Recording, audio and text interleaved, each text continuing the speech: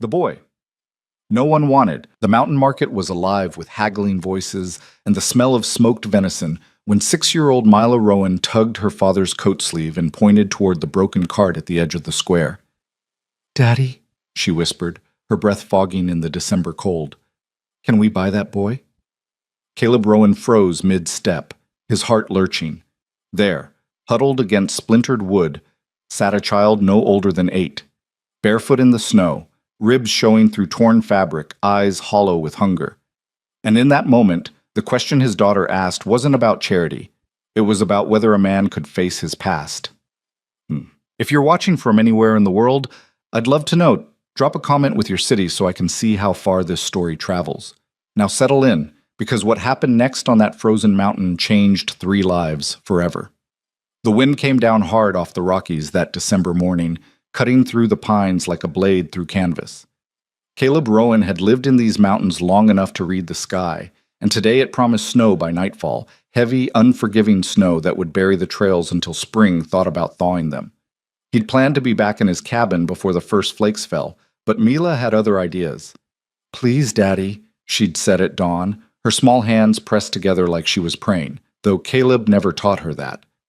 "Just this once. I want to see the Christmas market." Caleb wasn't a man who celebrated much of anything anymore. Christmas had died for him 7 years ago, buried alongside his wife Sarah in the churchyard down in Boulder. But Mila had her mother's eyes, gray as morning mist, and when she looked at him that way, every wall he'd built came down like kindling. So he'd saddled the horses, bundled Mila in furs until she looked like a small bear, and made the 3-hour ride down to Timber Ridge. The settlement wasn't much, a trading post, a livery, a cluster of cabins that pretended to be a town. But twice a year, trappers and homesteaders came from 100 miles around to trade, drink, and remember they were still part of civilization. Caleb hated crowds, hated the noise, the false cheer, the way men looked at him with questions in their eyes. Why does he live up there alone? What's he hiding from? But he loved his daughter more than he hated discomfort, so he endured. The market square was chaos, stalls selling pelts and preserves, a fiddler playing something almost musical, children darting between wagons while their mothers shouted warnings. Mila's eyes went wide, drinking it all in like she'd stumbled into a fairy tale.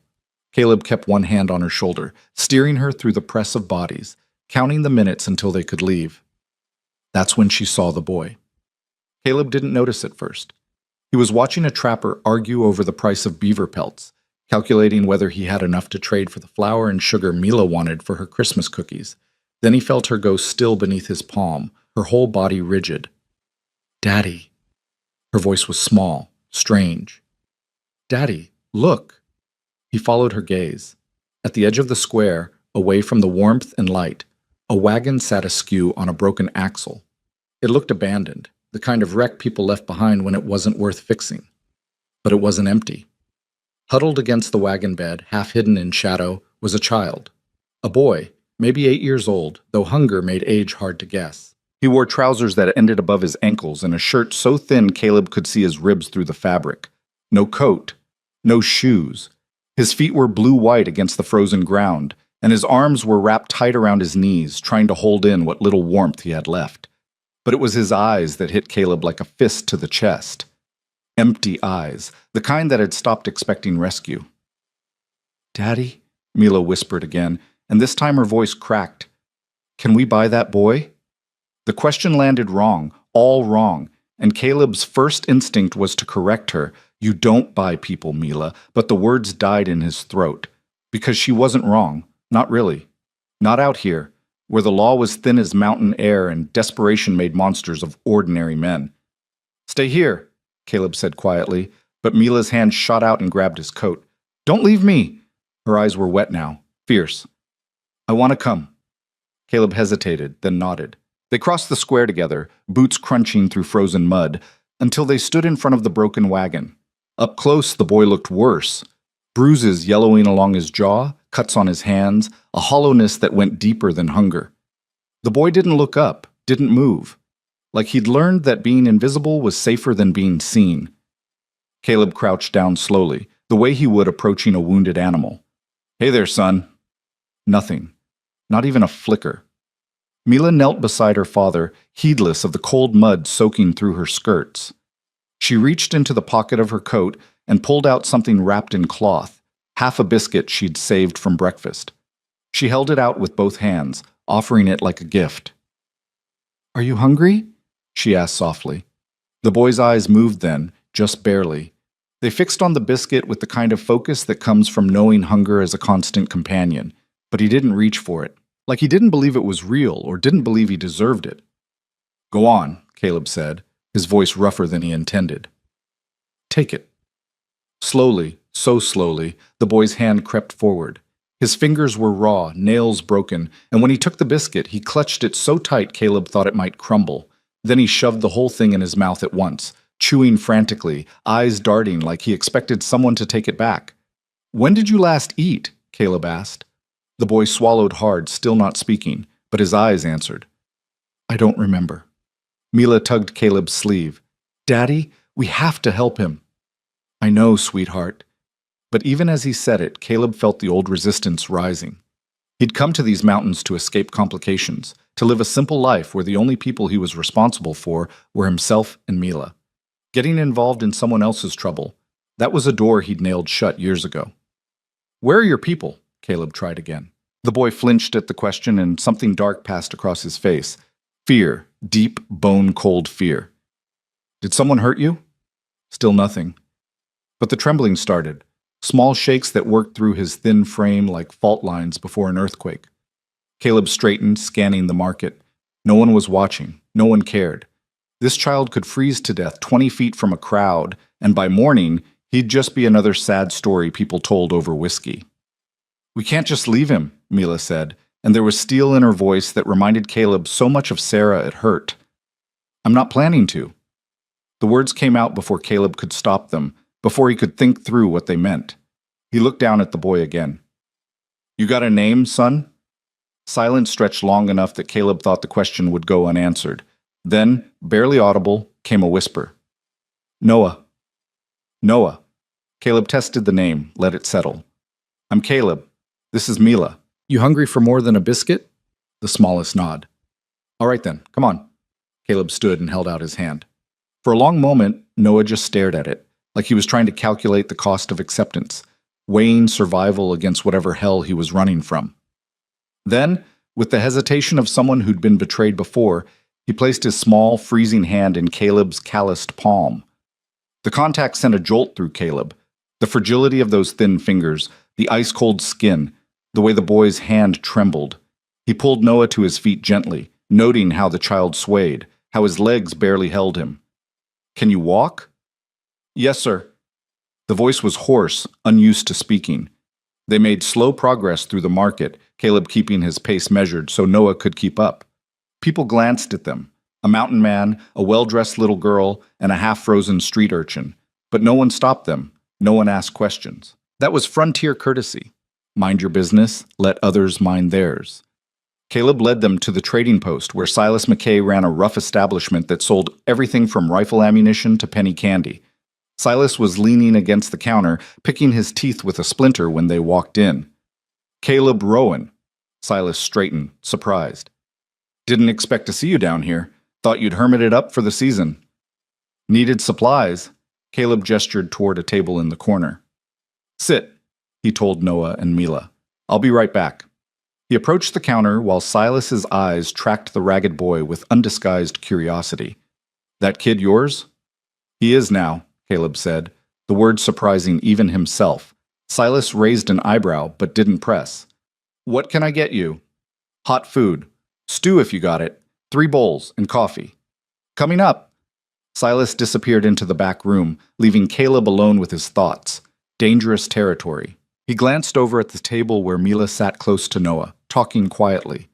The boy wasn't responding, but he wasn't pulling away either, and that seemed like progress. "What are you doing, Caleb?"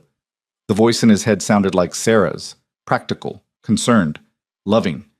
"You can't save every lost soul in the territory." "I'm not trying to save every lost soul," he thought back. "Just this one." "Why?" Because when Mila asked if they could buy the boy, something had cracked open inside Caleb's chest, something he'd kept sealed tight since the day they lowered Sarah's coffin into frozen ground. A memory, sharp as broken glass. Another boy. Another winter. Another time when someone should have helped but didn't. Jacob.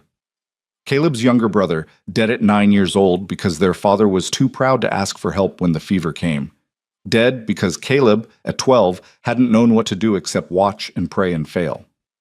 He'd buried that memory deep, covered it with distance and silence. But one question from a 6-year-old girl had dug it up again, and now Caleb couldn't look away. Silas returned with 3 steaming bowls of elk stew and a pot of coffee that smelled like salvation.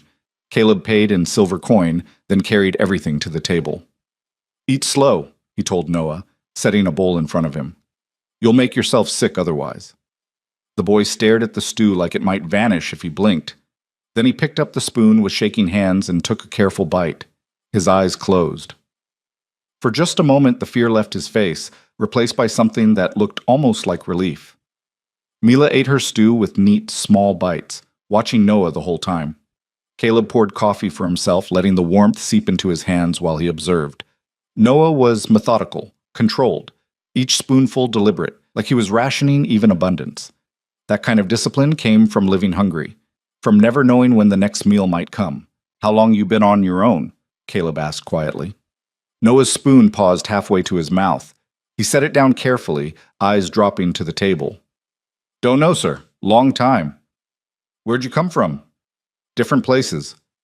The words came out flat, rehearsed, the answer of someone who'd learned not to give away too much. "Anyone looking for you?" The spoon clattered against the bowl. Noah's hands clenched into fists, and his breathing quickened, short, panicked gasps that made Caleb's gut twist. "Easy," Caleb said, keeping his voice level. "Easy, son. I'm not turning you over to anybody. Just need to know what we're dealing with." Noah's eyes flicked up, searching, desperate, looking for the lie, the trap, the betrayal he'd learned to expect. "I promise," Caleb added, and he meant it with a certainty that unsettled him. The boy's breathing slowed, but his hands stayed fisted. "There's men. They buy kids. Make 'em work. I ran." "How long ago?" 3 days, maybe more." Noah's voice dropped to barely a whisper. "They'll be looking." Mila reached across the table and placed her small hand over Noah's fist. "You're safe now." Caleb wished he could promise that, but he'd lived on the frontier long enough to know that safe was a luxury, and promises were easy to break. "Finish your stew," he said instead. "Then we'll figure this out." They ate in silence after that, Mila humming softly, Noah working through his bowl with single-minded focus, Caleb drinking coffee and planning. The smart thing would be to take the boy to the sheriff, let the law handle it. But the law was a 2-day ride away in Boulder, and the weather was turning. By the time they got there, the men Noah ran from might have caught up. Or the boy might freeze. No. The only sensible option was to take Noah back to the cabin, wait out the winter, then deal with authorities come spring. Sensible, Caleb thought grimly. That's what you're calling it. But he knew the truth. This wasn't about being sensible. This was about a 6-year-old girl who looked at a suffering child and saw someone worth saving. And a man who'd spent 7 years running from grief, only to find it waiting in the empty eyes of a boy no one else wanted. Outside, the first snow began to fall. They left Timber Ridge an hour before dusk, Caleb pushing the pace as much as he dared. Noah rode in front of him on the saddle, wrapped in Caleb's heavy coat, while Mila followed on her pony, chattering about the cabin and the woods and all the things she wanted to show Noah when they got home. The boy didn't respond, but Caleb felt him listening, felt the way he leaned slightly back against Caleb's chest, like he was testing whether this warmth, this safety, was real.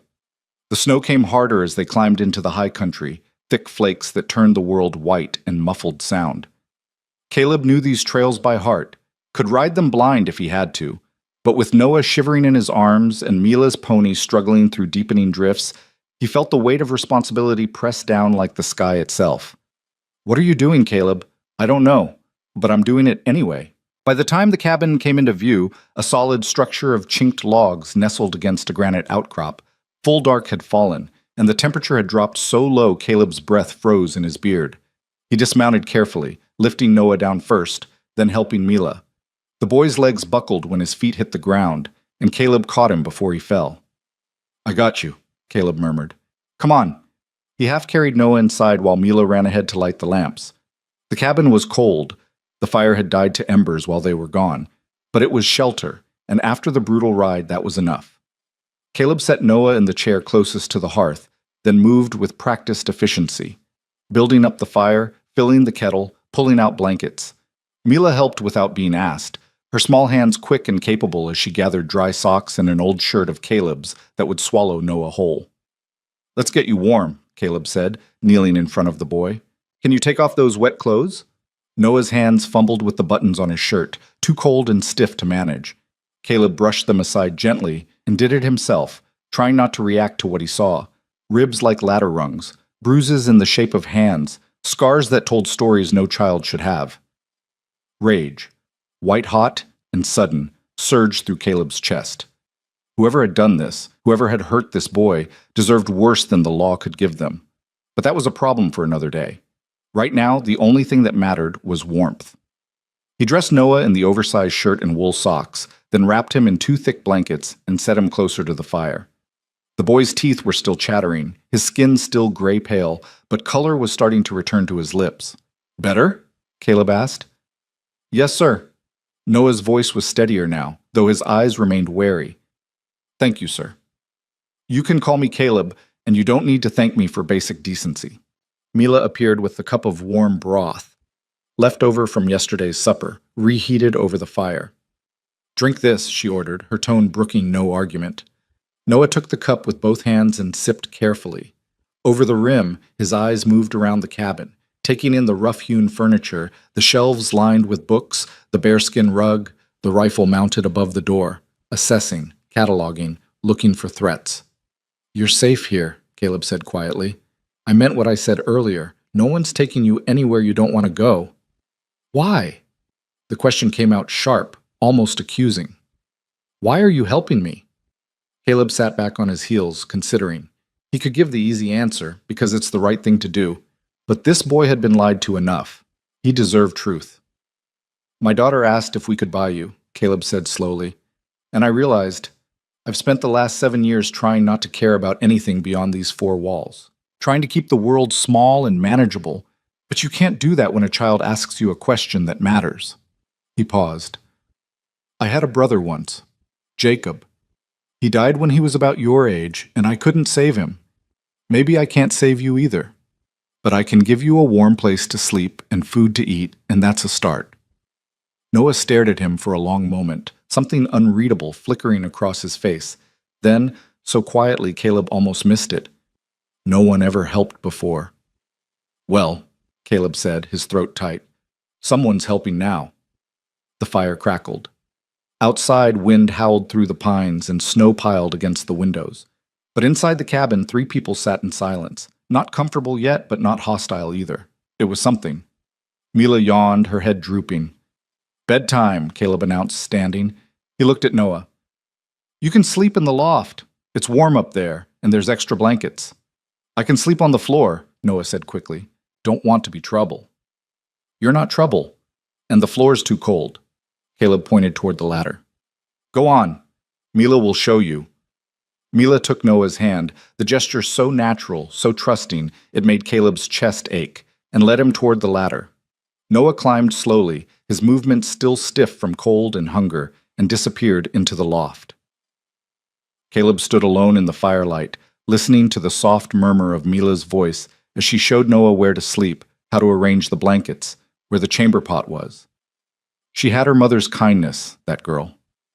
Her mother's unshakable belief that people were fundamentally good, even when the world tried to prove otherwise. Caleb had stopped believing that a long time ago. But tonight, watching his daughter care for a boy the world had discarded, he felt something shift, like ice breaking on a frozen river, slow and dangerous and inevitable. He poured himself more coffee, though he knew he wouldn't sleep tonight anyway. Too much to think about, too many questions without answers. What if the men Noah ran from came looking? What if the law got involved? What if this boy, with his haunted eyes and careful silences, broke Caleb's heart the way Jacob had? "Too late," a voice whispered. "You're already in too deep." Upstairs, he heard Mila say goodnight, heard her footsteps on the ladder. She appeared a moment later, rubbing her eyes. "Is Noah going to stay, Daddy?" Caleb pulled her into his arms, held her close. "For now, we'll see. I hope he stays forever." She yawned again, burrowing against his chest. I like him. I know, sweetheart. Do you like him? That was harder to answer. Liking implied connection, and connection led to loss. But he couldn't lie to Mila. I think he needs us. And maybe we need him too. That seemed to satisfy her.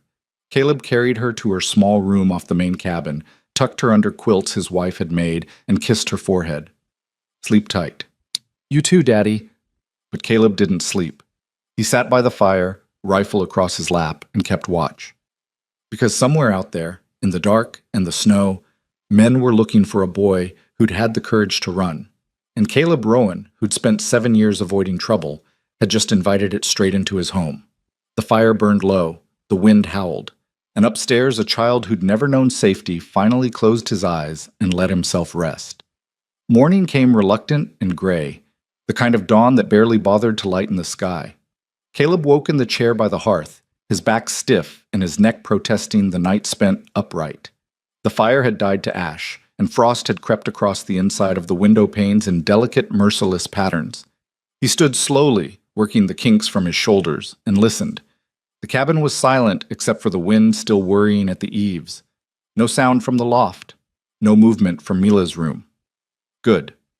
Let them sleep. The world would still be there when they woke. Caleb rebuilt the fire with practiced hands, coaxing flame from ember, adding kindling until the blaze caught and held. Then he moved to the kitchen corner and started breakfast. Cornmeal mush, salt pork, coffee strong enough to strip paint. Simple food, but there was plenty of it, and that was what mattered. He was stirring the pot when he heard the creak of the ladder, turned to see Noah descending, moving careful and quiet like he was trying not to disturb the air itself. The boy wore the oversized shirt Caleb had given him last night, sleeves rolled up half a dozen times, hem hanging past his knees. His hair stuck up in dark tufts, and his eyes were puffy with sleep, or maybe from crying when no one could hear. Morning, Caleb said, keeping his voice low. Noah froze halfway down, one hand gripping the ladder rung white-knuckled. Morning, sir. Told you last night. It's Caleb. Yes, sir. I mean, Caleb. The name came out uncertain, like Noah wasn't sure he had permission to use it. You sleep all right? Noah reached the floor and stood there, hands at his sides, looking like he was waiting for orders. Yes, sir. Good. Caleb gestured toward the table. Sit. Breakfast will be ready soon. The boy hesitated, then moved to the table and lowered himself into a chair like he expected it to collapse beneath him. He sat with perfect stillness, hands folded in his lap, eyes tracking Caleb's every movement. You can relax, Caleb said. This isn't the army. No response, just that careful, watchful silence. Caleb dished up 2 bowls of mush, poured coffee for himself and milk for Noah, and brought everything to the table. He set a bowl in front of the boy and sat down across from him. Go ahead. Noah picked up his spoon but didn't eat. Should I wait for Mila? The question caught Caleb off guard, its thoughtfulness, its consideration. She'll sleep another hour at least. Girl could sleep through cannon fire. He nodded at the bowl.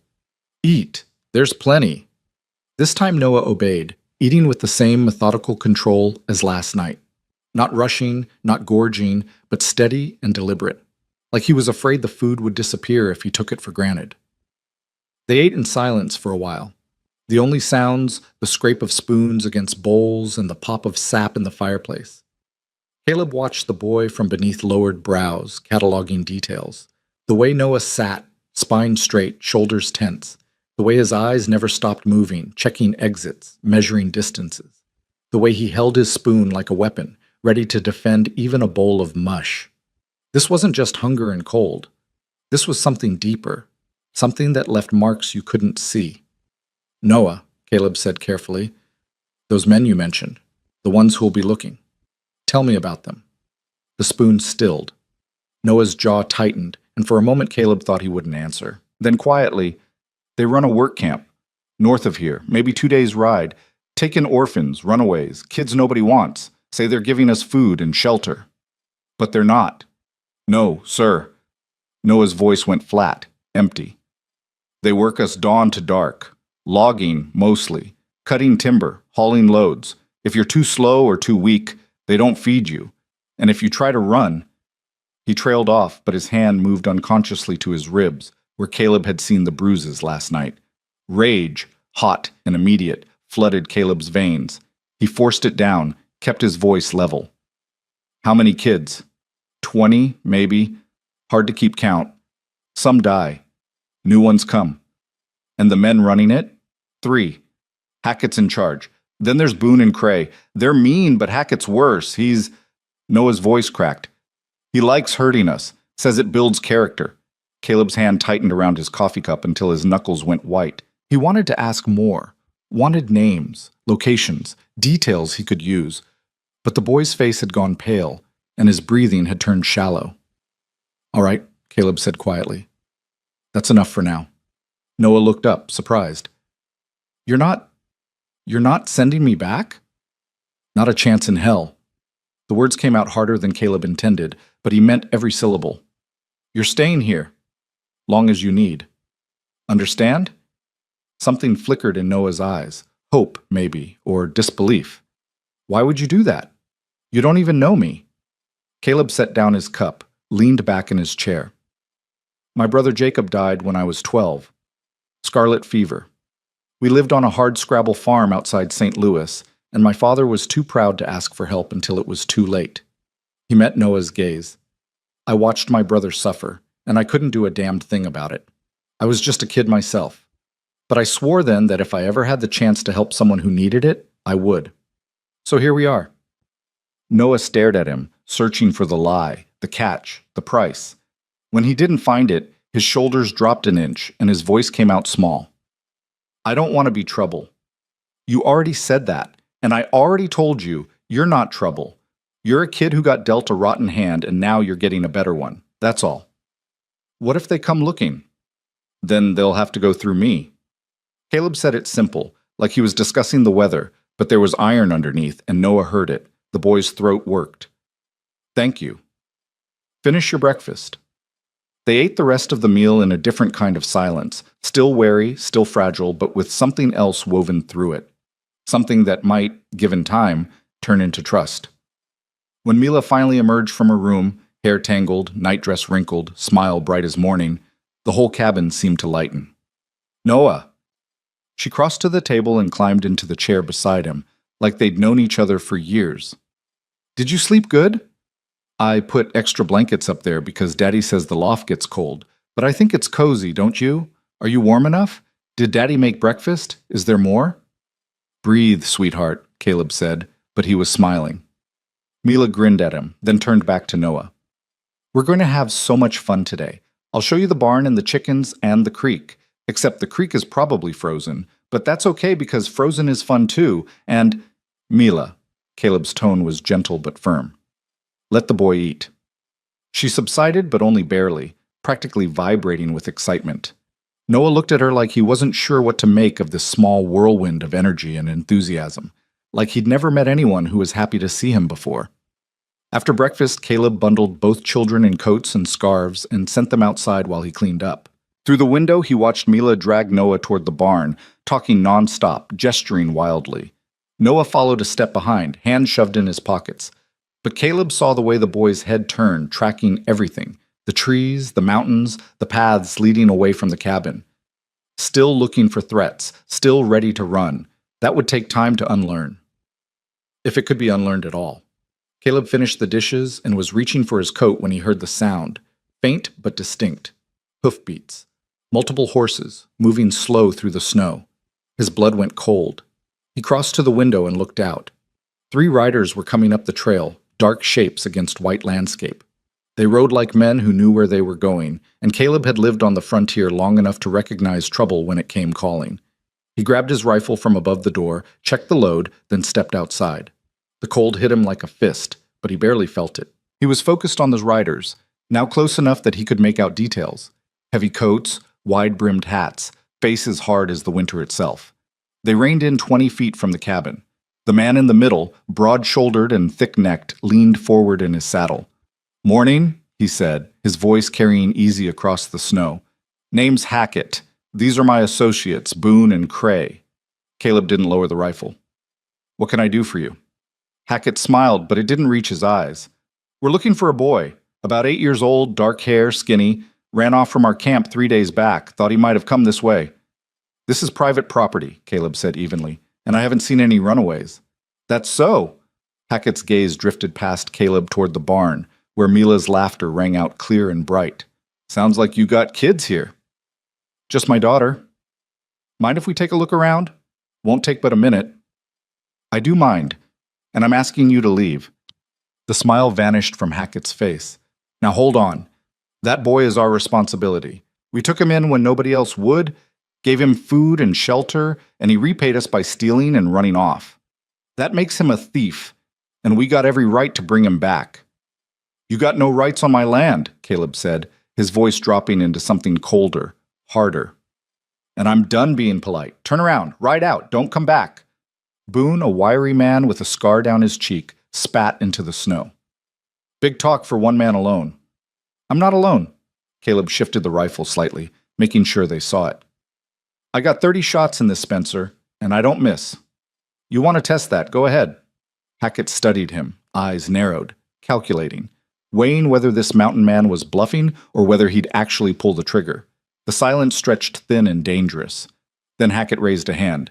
Easy now, we're just trying to get our property back. He's not property, he's a child.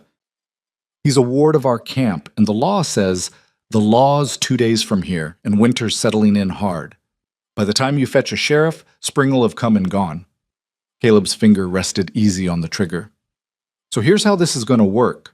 You're going to ride off my land, and if I see you again, I won't bother with warnings. Hackett's jaw clenched. You're making a mistake. That's my business. For a long moment, nobody moved. Then Hackett jerked his reins, turning his horse. Let's go. The three men rode back the way they'd come, but slowly, like they wanted Caleb to know this wasn't over, just postponed. Caleb stood in the snow, rifle ready, until they disappeared into the trees. Even then, he waited another 5 minutes, watching, listening, making sure. Finally, he lowered the rifle and turned back toward the barn. Mila stood in the doorway, Noah tucked behind her, both of them pale. Daddy? Mila's voice was small, scared. Who were those men? Nobody important. Caleb crossed to them, knelt down. But I need you both to listen to me. Those men might come back. So from now on, nobody goes outside alone. Nobody wanders past the tree line. And if you see riders coming, you get inside and you stay inside. Understand? Mila nodded solemnly. Noah didn't move, didn't speak.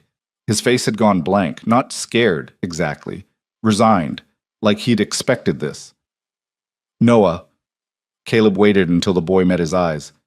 I meant what I said. They're not taking you. I don't care what they claim or who they bring. You're staying here. They won't give up, Noah whispered. Hackett never gives up. Neither do I. Caleb stood, rifle still in hand. Come on, let's get back inside. They spent the rest of the day in the cabin. Caleb kept the rifle close and stayed near the windows, watching the trails. Mila tried to maintain her earlier cheerfulness, chattering about stories and games, but the shadow of those three riders hung heavy over everything. Noah retreated into silence. He sat by the fire, knees drawn up, staring at the flames like they held answers. Caleb wanted to say something reassuring, something that would chase the fear from the boy's eyes, but he'd never been good with words. Sarah had been the talker, the comforter. Caleb just knew how to work, to provide, to protect. So he did what he could. He made sure the doors were barred. He loaded extra rifles and set them within reach. He checked the ammunition stores and sharpened his hunting knife until the edge could split a hair. Evening came early, the way it did in winter mountains. Caleb lit the lamps and started supper. Venison stew, biscuits, canned peaches Mila had been saving for a special occasion. Is today special? She'd asked when he opened the jar. Every day you're safe and warm is special, Caleb had replied, and she'd nodded like she understood. They ate together at the table, the three of them, and this time Noah sat a little less rigidly, ate a little less carefully, like maybe he was starting to believe this wasn't temporary. After supper, Mila pulled out a battered book of fairy tales and convinced Noah to sit with her on the bearskin rug while she read aloud. Her voice rose and fell with the drama of the stories, and though Noah didn't speak, Caleb saw him lean in, saw his eyes track the pictures, saw something soften in his expression. Caleb sat in his chair, pretending to repair a bridle while he watched them. his daughter, and this broken boy sitting in firelight, sharing stories. 7 years ago, he couldn't have imagined this. 7 years ago, he thought his life was over, that everything worth having had been buried with Sarah. But here was Mila, growing up brave and kind despite losing her mother. And here was Noah, learning what safety felt like for maybe the first time. And here was Caleb, realizing that the walls he'd built to keep grief out had also kept everything else out. He'd been surviving, not living, just surviving. Maybe it was time to do more than that. When Mila finally yawned and rubbed her eyes, Caleb closed the book and sent her to bed. She hugged Noah goodnight, quick and fierce, then hugged her father twice as long. "I love you, Daddy." "Love you too, sweetheart." After she was gone, Caleb looked at Noah. "You should get some sleep too." "Can I ask you something first?" "Sure." Noah hesitated, choosing his words carefully. "When those men came today, you could have given me back. Would have been easier, safer. Why didn't you?" Caleb set down the bridle, leaned forward with his elbows on his knees. "You know what I learned when Jacob died? That standing by while someone suffers, even if it's easier, even if it's safer, that's a choice. And it's the wrong choice." He met Noah's eyes. "I'm not saying I'm some kind of hero. I'm just a man trying to do right. And giving you back to men who hurt you, that's not right, not by a long shot." Noah's throat worked. "What if they come back with the sheriff? What if the law says I have to go? Then we'll deal with that when it happens. But until then, you're staying, not because I own you or because you owe me, but because every kid deserves a place where they're not scared all the time." Caleb paused. "You ever had that, Noah? A place where you felt safe?" The boy shook his head slowly, and the admission seemed to cost him something. "Well, you do now." Caleb stood, stretched. "Get some sleep. Tomorrow we'll start teaching you about the land, the animals, how things work up here. You're part of this place now. Might as well learn your way around." Noah climbed the ladder to the loft without another word, but when he reached the top, he looked back down. "Caleb? Yeah? Thank you for—" He trailed off, unable to finish. "I know," Caleb said quietly. "Get some rest." After the boy disappeared, Caleb sat alone in the firelight, thinking about choices and consequences. He'd made a decision today, standing up to Hackett, claiming Noah as his responsibility. That decision would have ramifications. Men like Hackett didn't forgive defiance. They'd be back, probably with more men, maybe with legal papers, definitely with threats. Caleb should have been worried, should have been second-guessing himself. Instead, he felt something he hadn't felt in years. Purpose. Like the 7 years he'd spent hiding in these mountains had been preparation for this exact moment, for this exact choice. He checked the doors one more time, banked the fire, and finally allowed himself to rest. But he slept light, the way soldiers did in hostile territory. One ear always listening, one hand always close to the rifle. Because winter had settled over the mountains in earnest now, and with it came the long dark months where anything could happen. Where 3 men with bad intentions could wait for their moment. Where a boy's past could come clawing its way back. But they'd face it together, the mountain man, his daughter, and the child nobody else wanted. And if trouble came knocking again, it would find Caleb Rowan ready. The fire burned low. Outside, snow continued to fall, covering tracks, burying secrets, making the world clean and white and new.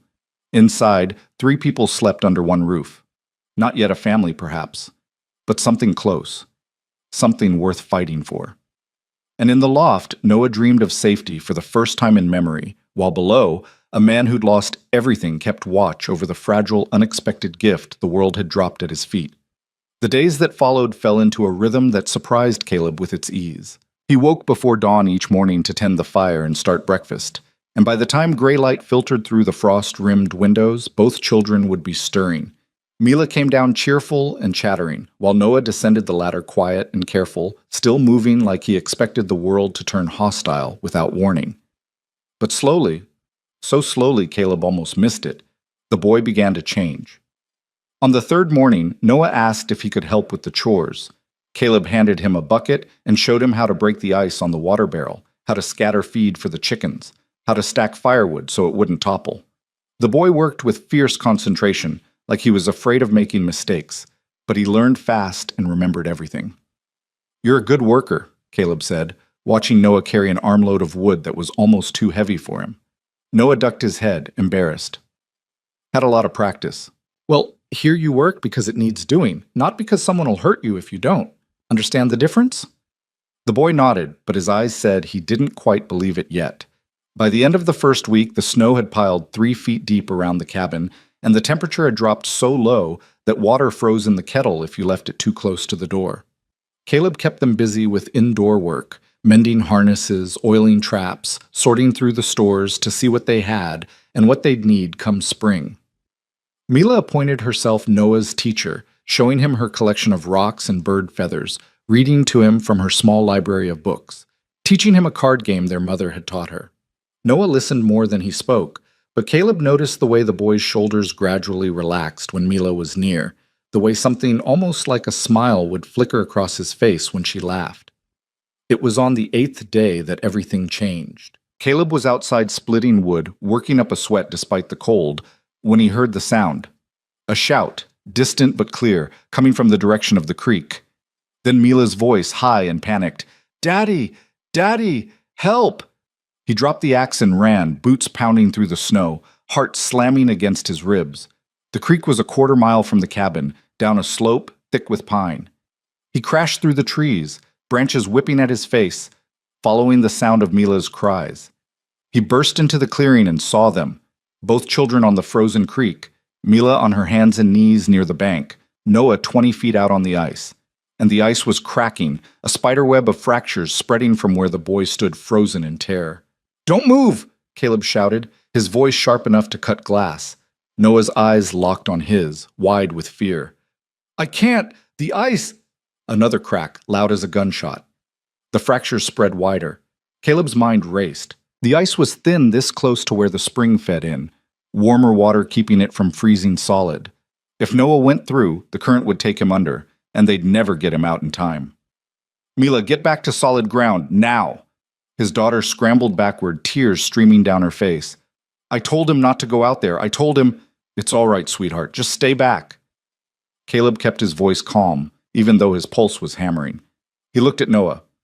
"Listen to me. You're going to be fine, but you need to do exactly what I say. Can you do that?" Noah nodded, his whole body trembling. "Good. I need you to get down on your belly. Spread your weight out." The boy dropped carefully, moving so slow Caleb could hear every breath. The ice groaned but held. "Now I'm going to come out there and get you, but I need you to stay absolutely still. Don't move. Don't even breathe hard. Understand?" "Yes, sir." Caleb looked around, spotted a fallen pine branch thick as his arm. He grabbed it and tested its weight, then lowered himself onto the ice at the creek's edge. The cold bit through his clothes immediately, but he ignored it. Spreading his weight like he'd told Noah, he began inching forward, pushing the branch ahead of him.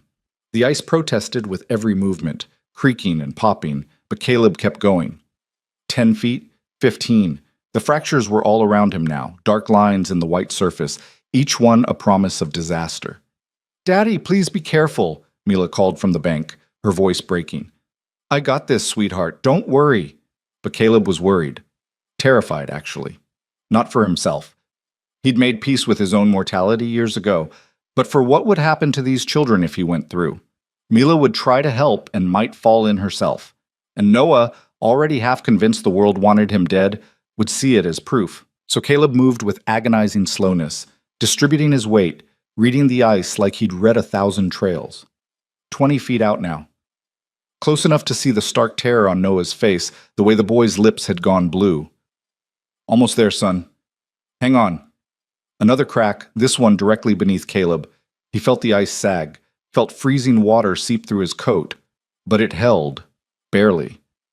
"I'm going to slide this branch to you," Caleb said, his voice steady despite the fear clawing at his throat. "Grab on tight, with both hands." He pushed the branch forward. Noah's hands shot out and clamped around it like a lifeline. "Good. Now I'm going to pull you toward me. Keep your belly on the ice. Let yourself slide." Caleb began pulling, slow and steady. Noah came inch by inch, the boy's face pressed against the ice, eyes squeezed shut. The fractures spread with every movement, racing across the surface like lightning, but Caleb kept pulling. 10 feet. 5. Close enough now that Caleb could grab Noah's coat. "I got you." Caleb said, and hauled the boy against his chest. Now we move together. Stay flat. They crawled backward, two bodies moving as one, while the ice screamed beneath them. Caleb could feel it giving way, could hear water gurgling through the cracks. 10 more feet. 5. Then they were on solid ice near the bank, and Caleb was lifting Noah, carrying him the last few yards to shore. Mila threw her arms around both of them, sobbing so hard she could barely breathe. "It's okay," Caleb murmured, holding them both. "We're okay. Everyone's okay." But Noah wasn't okay. The boy was shaking so violently Caleb could hear his teeth chattering, and his skin had gone gray-white. Hypothermia was setting in fast. "We need to get him warm, now!" Caleb scooped Noah into his arms and started running back toward the cabin, Mila scrambling to keep up. The boy weighed almost nothing, all bone and sinew, and Caleb ran flat out, ignoring the burn in his lungs. He kicked open the cabin door and went straight to the fire, laying Noah on the bearskin rug as close to the flames as he dared. The boy's whole body was convulsing now, his lips purple, his breathing shallow and rapid. "Mila, get every blanket we have. Move!" She ran.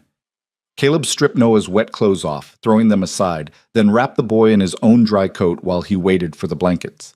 When Mila came staggering under an armload of quilts, Caleb bundled Noah in them, layer after layer, then pulled the boy onto his lap and held him tight, using his own body heat to warm him. "Stay with me, Noah. You hear me? Stay with me." The boy's eyes fluttered open, unfocused. "I'm sorry," he whispered. "I'm sorry. I just wanted—" "Shh. Don't talk. Just breathe." Mila knelt beside them, her small hand stroking Noah's hair. "You're going to be okay. Daddy saved you. You're going to be okay." For the next hour, Caleb held the boy and willed warmth back into his frozen body. He'd seen hypothermia before, knew how quickly it could kill, but gradually, slowly, Noah's shaking began to ease. Color crept back into his lips. His breathing steadied. "That's it," Caleb murmured. "That's it, son. You're doing fine." When Noah's eyes finally focused, really focused, they were full of tears. "I didn't mean to go on the ice. Mila said she used to walk across in the summer, and I wanted to see if I could—" "It's all right." "No, it's not," Noah's voice cracked. "I could have gotten killed. I could have gotten you killed. I'm nothing but trouble, just like Hackett said. You should have left me in town. You should have—" "Stop." Caleb's voice cut through the spiral of self-recrimination. "You made a mistake. Kids make mistakes. That doesn't make you trouble, and it sure as hell doesn't make you worthless." But you didn't. And you know why? Because you listened when I told you what to do. You stayed calm when it mattered. That takes courage, Noah." The boy stared at him like he'd spoken a foreign language. "Courage? Damn right. Most people panic when they're scared. You didn't. You trusted me, and you did what needed doing." Caleb pulled the blankets tighter. "That's not trouble. That's strength." Noah's face crumpled, and then he was crying, deep, wrenching sobs that shook his whole frame. Caleb just held him, letting it out, while Mila pressed close and wrapped her small arms around them both. "I was so scared," Noah choked out between sobs. "I thought I was going to die. I thought—" "But you didn't die. You're right here, and you're safe. Why do you keep saving me? Why do you care?" Caleb closed his eyes, feeling the weight of the question. When he answered, his voice was rough. "Because 7 years ago, I lost everyone I loved. My wife died, and I came up here to these mountains thinking if I just stayed away from people, I'd never hurt like that again. But you know what I learned? Shutting yourself off from caring doesn't stop the pain, it just makes you empty." He looked down at Noah's tear-stained face. "You and Mila, you're filling that empty space. And maybe I'm supposed to fill some empty spaces for you too. Maybe that's how this works." Noah buried his face against Caleb's chest and cried harder, and Caleb let him. Let 7 or 8 years of fear and pain and loneliness pour out in that fire-lit cabin while the winter wind howled outside. Mila cried too, quiet tears that she wiped away with her sleeve. And if Caleb's own eyes were wet, well, there wasn't anyone there to judge him for it. Eventually the tears stopped. Noah's breathing evened out and his body went limp with exhaustion. Caleb carried him to the loft and tucked him into bed with extra blankets, then came back down to find Mila still sitting by the fire, hugging her knees. "Is he going to be all right, Daddy?" "He'll be fine. Just needs rest and warmth. I shouldn't have told him about the creek. It's my fault. Caleb sat beside her and pulled her into his arms. It's nobody's fault. Accidents happen. What matters is how we handle them. She was quiet for a long moment, then whispered, I was so scared when I saw him on the ice. I thought we were going to lose him. So was I, sweetheart. So was I. I don't want to lose him, Daddy. I like having him here. Is that okay? Caleb kissed the top of her head. It's more than okay. It's good. Do you think he'll stay, even after what happened? I don't know, but we'll make sure he knows he's wanted, whether he stays or goes. Fair enough? Mila nodded against his chest, and they sat together in the firelight until her breathing deepened, and she fell asleep. Caleb carried her to her room, then returned to the main cabin and sat alone with his thoughts. The incident on the ice had shaken something loose in him. For years, he'd been so focused on protecting Mila from more loss that he'd forgotten children needed more than just safety. They needed to know they mattered, that their presence made a difference. Noah mattered, not because Caleb pitied him or felt obligated to help him, but because in the 10 days since they'd found him at that winter market, the boy had become part of the fabric of their lives. His quiet presence at breakfast, his careful questions, his slow-blooming smiles when Mila made him laugh, all of it had woven itself into the pattern of their days.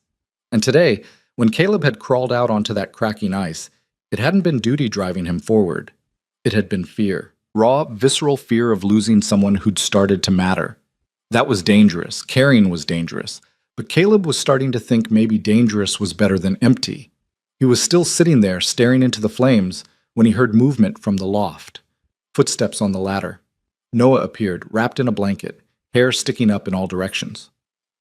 Can't sleep? Caleb asked. The boy shook his head and came to sit on the floor by the fire.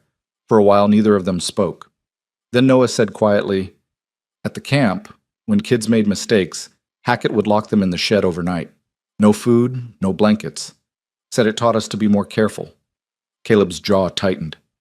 That's not teaching. That's cruelty. I know that now. But back then, I thought that's just how the world worked. That if you messed up, you got punished. So when I went through the ice today, I kept waiting for you to be angry, to tell me I was stupid, to lock me out or send me away. That's never going to happen.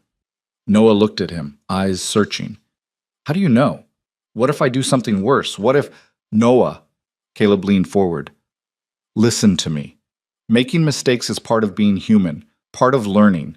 What happened today was scary, but it doesn't change anything. You're still welcome here. You're still wanted here. Nothing you do is going to change that. You say that now, but nothing. I'm not Hackett. This isn't a work camp where you earn your keep by being perfect. This is a home, and in a home, people mess up, and people forgive, and people move on. That's how it works. Noah pulled the blanket tighter. I've never had a home before. Not a real one. You do now. If you want it. The boy was silent for a long moment, then asked in a voice barely above a whisper, What if those men come back? What if they make you give me up? They won't. But what if... Noah... Caleb reached out and put a hand on the boy's shoulder.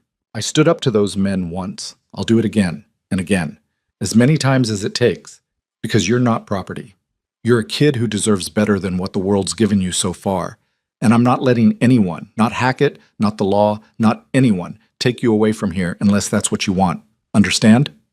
Noah's eyes filled with tears again, but this time they were different. Not the desperate, broken tears from earlier. These were something else. Something that looked almost like hope. I want to stay, he whispered. If you'll let me. Then you stay. For how long? Caleb smiled, tired but genuine. How about we start with forever and see how that goes? Noah stared at him like he wasn't sure he'd heard right. Then, slowly, a smile spread across his face. Small and tentative, but real. The first real smile Caleb had seen from him. Forever sounds good, Noah said. They sat together by the fire until the boy's eyes started drooping, then Caleb sent him back to bed. But before Noah climbed the ladder, he turned back. Caleb, thank you for today, for everything. Get some sleep, son.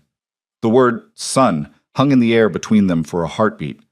Then Noah smiled again and climbed the ladder, and Caleb was alone. But not empty. Not anymore. The next morning dawned clear and brutally cold. Caleb woke to find both children already up, sitting at the table whispering together. When they saw him, they fell silent, exchanging guilty looks. "What are you two plotting?" Caleb asked, reaching for the coffee pot. "Nothing," Mila said too quickly. "Nothing," Noah echoed, but he was grinning. Caleb raised an eyebrow but let it go. He had chores to do, and whatever mischief they were planning couldn't be too terrible. Probably. He spent the morning checking the trap line, breaking ice on the water troughs, and making sure the livestock had enough feed to get through the next cold snap. When he returned to the cabin around midday, stamping snow from his boots, he found the children had been busy. The cabin had been cleaned, swept and straightened with the kind of manic energy only kids could manage. The table was set with Mila's best dishes, the ones that had been her mother's, and in the center sat a lopsided cake made from cornmeal and molasses, decorated with pine needles arranged to spell out a word. Family. Caleb stopped in the doorway, throat tight. "We made you a cake," Mila announced, bouncing on her toes. "Well, Noah made it. I just helped with the decorating." "It's probably not very good," Noah added quickly. "I've never made a cake before. But Mila said we should do something to say thank you for yesterday, and—" "It's perfect," Caleb interrupted, his voice rougher than he intended. "Both of you. This is perfect." They ate the cake for lunch. It was dense and barely sweet, but it was the best thing Caleb had tasted in years. Because it wasn't just cake. It was an offering, a declaration, a promise that they were in this together, whatever came next. After lunch, Caleb gathered them both at the table. "I've been thinking," he said carefully. "What happened yesterday on the ice scared me, made me realize I've been treating this like temporary. Like maybe come spring, things would go back to how they were, but I don't want that. And I don't think you do either." Noah's eyes went wide. "What are you saying?" "I'm saying when spring comes, we ride down to Boulder together. We talk to a judge, we file the right papers, and we make this official, legal. So if Hackett or anyone else comes sniffing around, they've got no claim. You'd be my son, for real, if that's what you want." The boy's mouth opened and closed, no words coming out. Mila grabbed his hand and squeezed. "Say yes, Noah. Say yes." Noah's voice cracked. "You'd really do that? Adopt me." "Already told you. Forever starts now." Noah launched himself at Caleb so hard he nearly knocked the chair over. The boy wrapped his arms around Caleb's neck and held on like he'd never let go. "Yes," he choked out. "Yes, please. I want that. I want—" He couldn't finish, but he didn't need to. Caleb held him tight, one hand on Mila's head as she pressed close to both of them. And in that moment, surrounded by these two children, Caleb felt something he hadn't felt since Sarah died. Whole. Like all the broken pieces had finally found a way to fit back together. The rest of the day passed in a kind of glowing contentment. They worked together on simple tasks, mending a harness, sorting beans, oiling the rifle. But everything felt different now. Lighter. Like a weight had been lifted from all of them. That night, after the children were in bed, Caleb stood at the window looking out at the star-strewn sky. The mountains rose black against silver, and the snow caught moonlight and threw it back in a million tiny reflections. Beautiful and harsh and unforgiving. Everything he'd come to these mountains seeking. But he'd found something else, too. Something he hadn't been looking for. A second chance. Not to replace what he'd lost, but to build something new. To be the father Mila needed and the father Noah had never had. To prove that even broken men could heal if they let the right people in. Behind him, he heard the ladder creak. Turned to find Noah descending, moving quiet as always. "Can't sleep again?" Caleb asked. "Just thinking." Noah came to stand beside him at the window. "Do you really think the judge will let you adopt me, even though I'm, not really yours?" "You are really mine," Caleb said firmly. "Blood's got nothing to do with it. What matters is who shows up, who stays, who chooses to love you even when it's hard." He looked down at the boy. "I'm choosing you, Noah, every day, and I'll keep choosing you for as long as you'll let me." Noah was quiet for a moment, then asked softly, "What was she like?" "Mila's mom." Caleb smiled, the old grief mixing with something sweeter now. "Sarah? She was stubborn, kind, tough as nails when she needed to be, but soft in all the ways that mattered. She would have liked you." "How do you know?" "Because she had a gift for seeing the best in people, for looking past all the broken parts and finding what was worth saving. Caleb's voice dropped. She did it for me. Took a hard-headed, angry young man and taught him how to be gentle, how to love, how to be a father. Do you miss her? Every day. But missing her doesn't mean I can't keep living. Doesn't mean I can't keep loving the people still here. He put a hand on Noah's shoulder. Sarah's gone, but you and Mila are here, and that matters. That's enough. Noah leaned against Caleb's side, and they stood together in the quiet, watching the night. After a while, the boy said, I'm going to make you proud. I promise. I'm going to work hard and learn everything and be... Noah, Caleb turned to face him. You don't have to earn this. You don't have to prove you're worth keeping. You just have to be you. That's all I want. Just you, exactly as you are.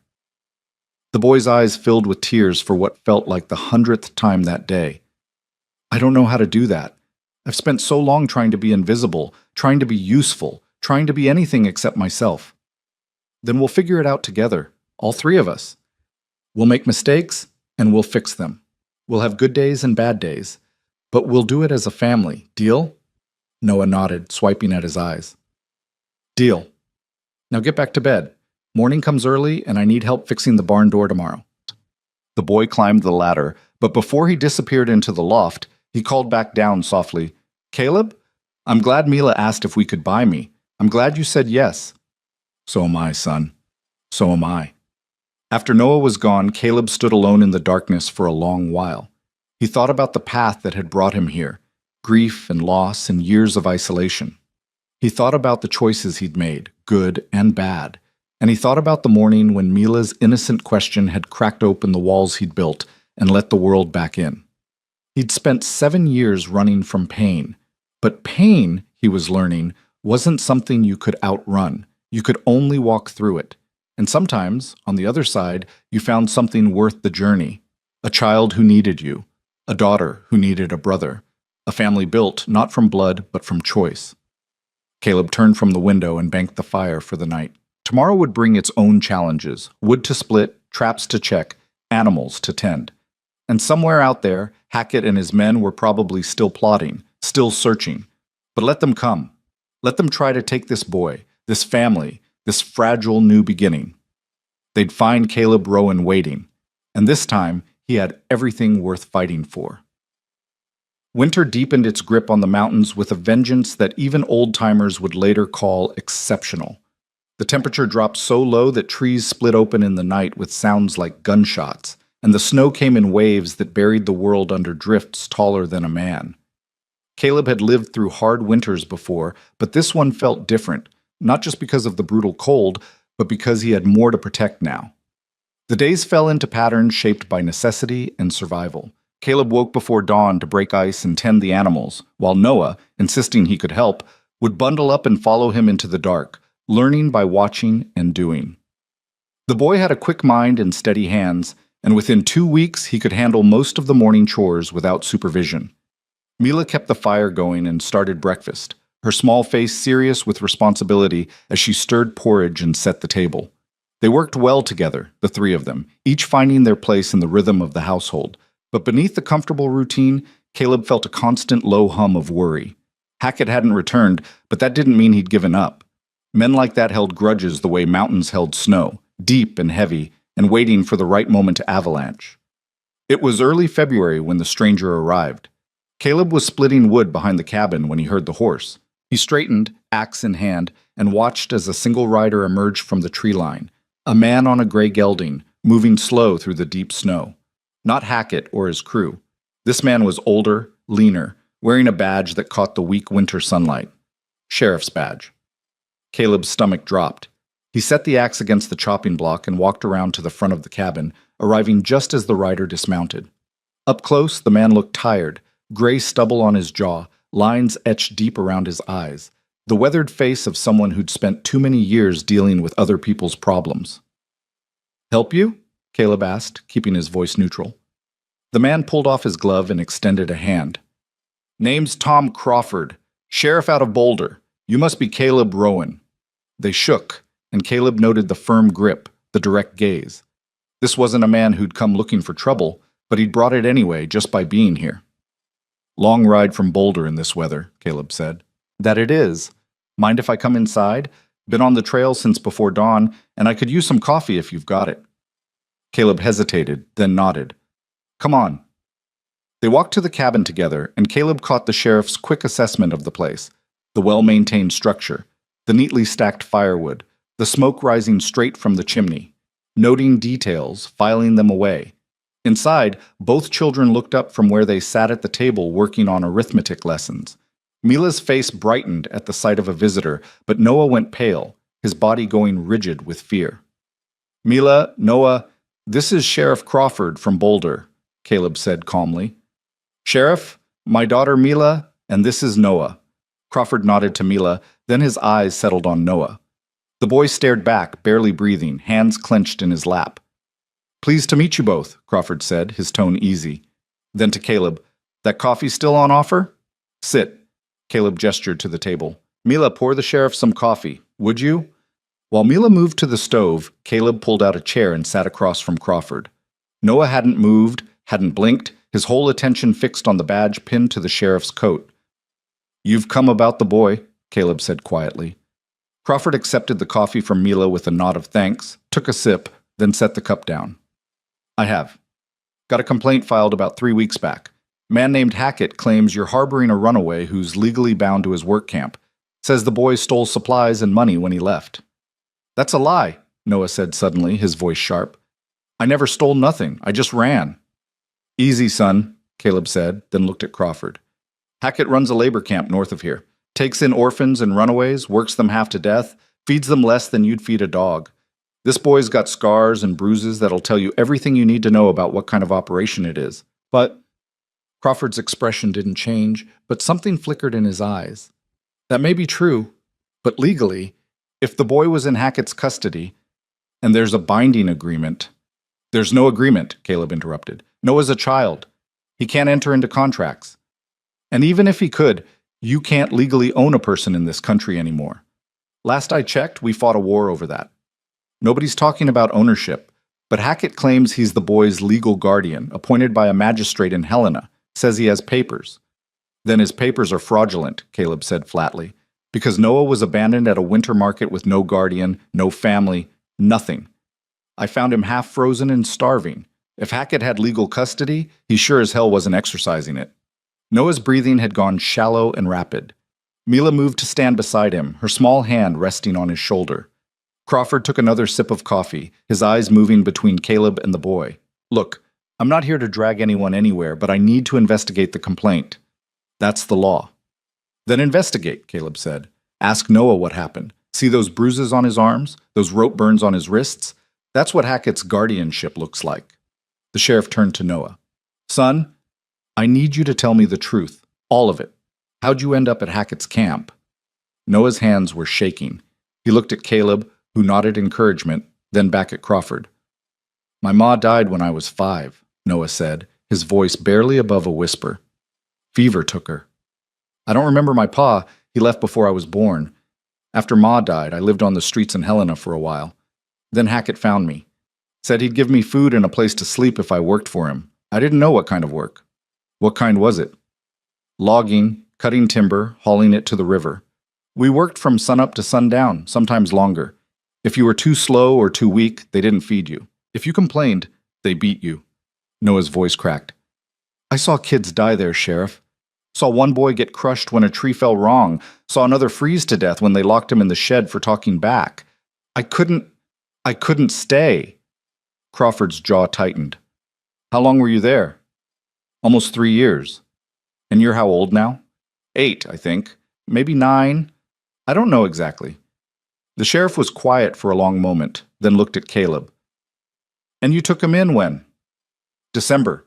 Found him abandoned at the Timber Ridge Market. Brought him home, fed him, gave him a warm place to sleep. When Hackett showed up looking for him, I sent him packing, told him the boy was staying here. Hackett say anything about papers then? He mentioned custody. I told him it didn't matter, that Noah wasn't going back to that camp under any circumstances. Crawford rubbed his face, suddenly looking very old. This is messy, Rowan. Even if everything you're saying is true, and I'm inclined to believe it is, Hackett's got connections. Got friends in the territorial government. If he pushes this, it could go all the way to a court in Helena, and that's a fight you might not win. Then what do you suggest? Caleb kept his voice level, but his hands were clenched beneath the table. I suggest we do this right. Legal. You file for custody yourself. Get it in front of a judge, let them see the condition the boy's in, hear his testimony. With the right paperwork, you could make a case that Hackett was negligent at best, abusive at worst. That'd void any guardianship he's claiming. How long would that take?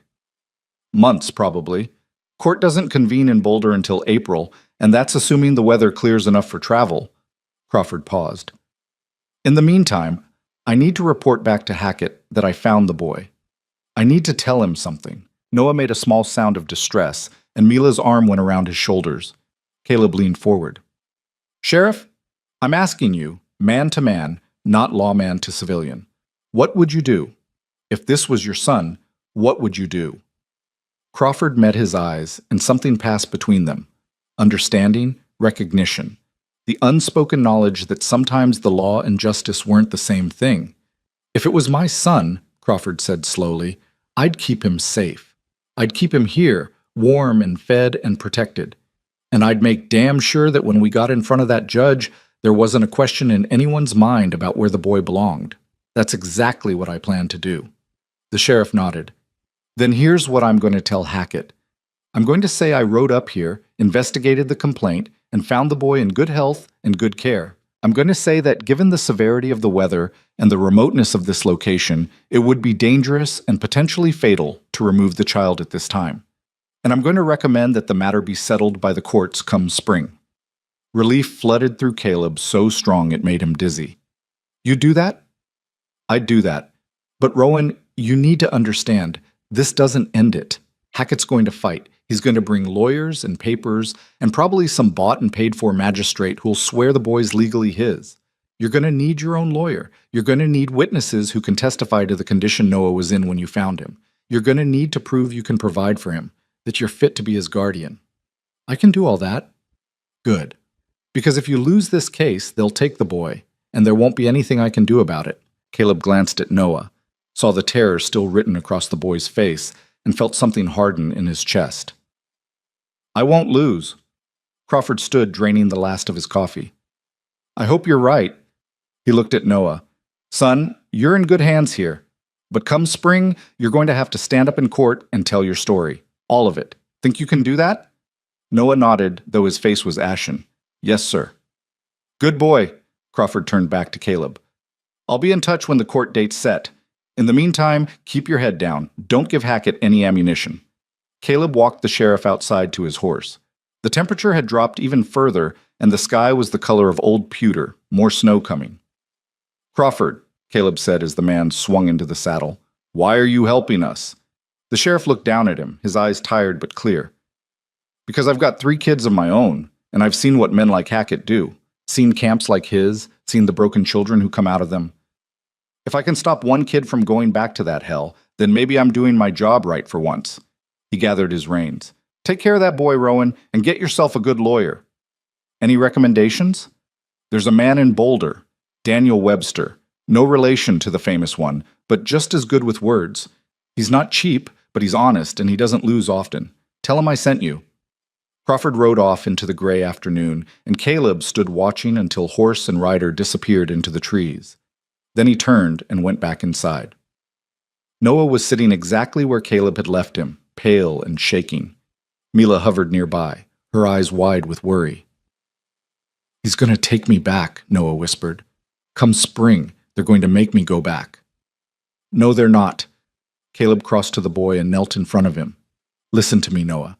I meant what I said before. You're staying here. We're going to fight this in court, and we're going to win. But what if we don't? What if the judge believes Hackett?